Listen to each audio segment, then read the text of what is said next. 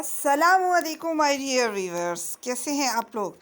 ये जी आज ज़बरदस्त सा एक कैंडल स्टैंड बनाने का आपको दिखाने और बताने जा रही हूँ। ये कैसे बनता है, चलिए शुरू करते हैं। बिस्मिल्लाहिर्रहमानिर्रहीम। सबसे पहले मैंने ले ली जी फोमिक शीट और पत्तों की सूरत में काट लिया। अब एक प्लेट ले ली और उसमें मैंने थोड़ा सा येलो और ब्लू कलर ऐड किया और उसको मिक्स करके एक थोड़ा सा फोम का टुकड़ा सा लिया है और इसको ज़रा लाइट ग्रीन का शेड दे रही हूँ क्योंकि ये बैक साइड है, इसकी फ्रंट नहीं है। हल्का हल्का से इसको ऑरेंज कलर के साथ शेडिंग सा कर दूंगी ताकि ये बैक साइड है, फिक्र ना कीजिएगा, पत्तों का इतना अच्छा कलर नहीं है, फ्रंट पे हम बहुत अच्छा कलर करेंगे।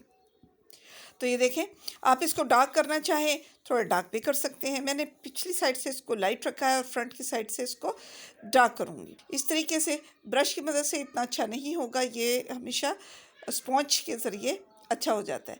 अब इसकी फ्रंट पे ये देखें, फ्रंट पे मैंने यूँ इस तरह सा हल्का हल्का शेड के साथ, यानी कि इन्हीं कलर्स में मैंने थोड़ा सा ब्लैक भी ऐड करके और इसको ग्रीन कलर कर दिया। इसी तरीके से मैंने येलो पत्तियाँ बना दी, वाइट और गोल्डन।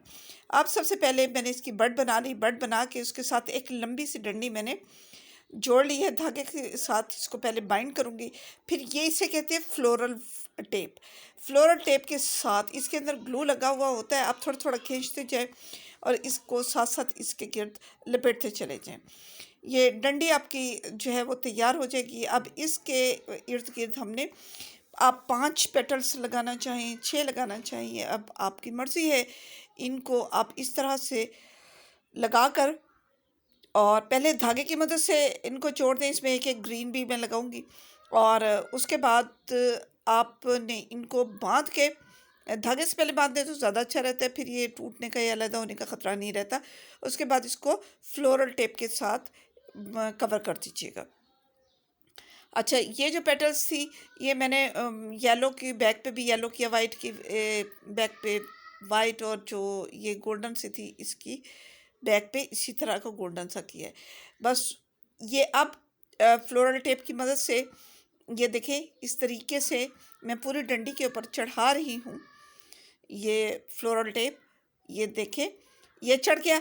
इसके बाद मैंने दूसरा फूल भी इसी तरह से तैयार कर लिया है।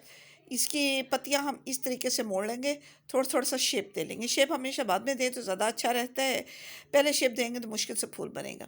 ये मैंने एक अदद ले लिया स्टैंड जो मैंने खुद ही बनवाया था, और ये इसके ऊपर मैं इस तरीके से ये पहला एक फूल लगाया और इस तरीके से इसको फ्लोरल टेप की मदद से ये इसके ऊपर चढ़ाती चली जाऊंगी और फिर दूसरा फूल भी जोड़ दूंगी।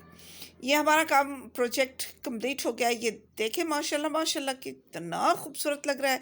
आप भी गर्मियों की छुट्टियों में अपने बच्चों को ये प्रोजेक्ट दे सकते हैं घर में, और बच्चे बिजी भी रहेंगे और आर्ट भी आएगा, घर भी खूबसूरत हो जाएगा।